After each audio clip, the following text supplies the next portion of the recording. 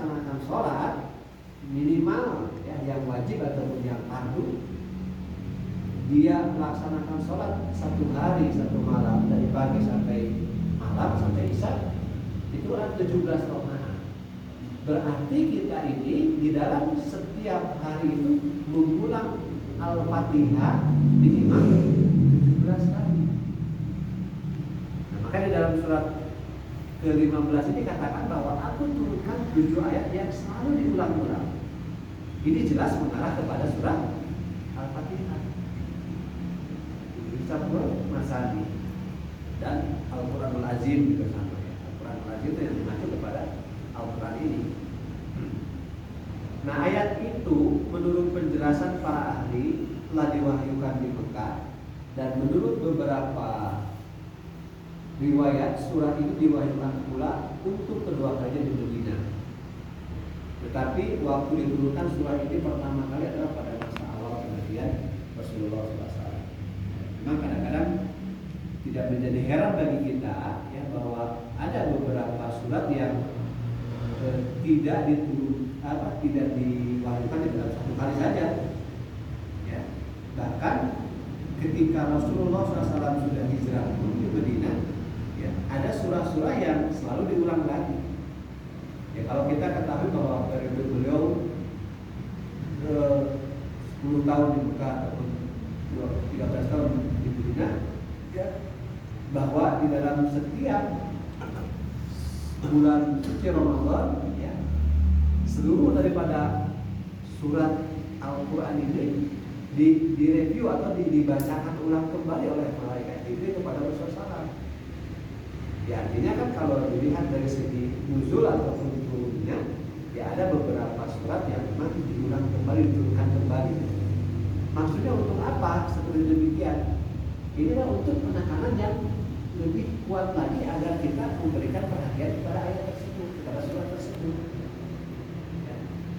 Kalau kepada Rasulullah SAW juga diulang lagi, disampaikan lagi, ya tentu ini adalah peringatan untuk kita juga.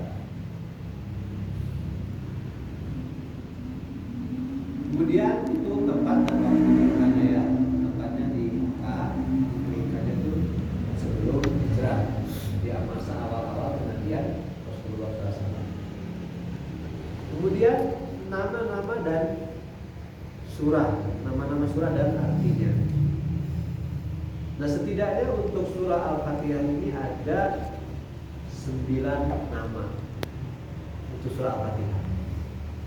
Jadi ini juga tambahan ilmu bagi kita bahwa hampir setiap surat-surat di dalam Al-Quran ini ada nama yang lainnya. Ya, seperti Al-Fatihah ini tadi ada 9 nama. Begitu juga nanti Al-Baqarah, Ali Imran, An-Nisa itu ada nama-nama yang lainnya. Ya, Al-Baqarah dan Al-Imran juga dikatakan Hazain, dua hazanah katanya, yang tidak bisa terpisahkan. Itu ada arti-arti yang ataupun nama-nama julukannya. Ya, ini kita bisa melihat hampir mungkin ya sama di dalam kehidupan kita juga, kadang-kadang kita kan punya nama julukan atau nama lainnya. Nah, di dalam setiap surah-surah Al-Quran pun ya itu ada nama-nama lainnya. Hikmahnya untuk apa? Ya sebetulnya untuk menambah kelebihan ya, ataupun fazilah keutamaan dari surah tersebut. Kenapa? Dari mana kita bisa tahunya? Ya dari artinya tersebut. Ya, kalau misalkan surah Al-Fatihah ini ada 9 nama yang lain, kemudian kita tahu maknanya, tahu artinya, oh iya ternyata ini adalah untuk menunjukkan keutamaan ataupun keistimewaan dari surah tersebut. Ya, nah oleh karena itu juga kita di dalam kehidupan kita, meskipun kita memiliki nama julukan, tapi harus memiliki makna yang baik. Ya, jangan sampai kita memiliki nama julukan tapi maknanya ataupun konotasinya yang negatif, tidak baik. Ya, dan Al-Quran pun juga melarang kita memberikan julukan dengan nama yang tidak baik, tidak boleh. Ya, memanggil seseorang dengan alqab, dengan perkataan-perkataan yang tidak baik. Kalau kita mau memberikan satu julukan, berikanlah julukan Seperti Rasulullah SAW juga dijuluki beliau adalah amin, orang yang jujur, orang yang baik. Itu kan bagus, silakan bangga.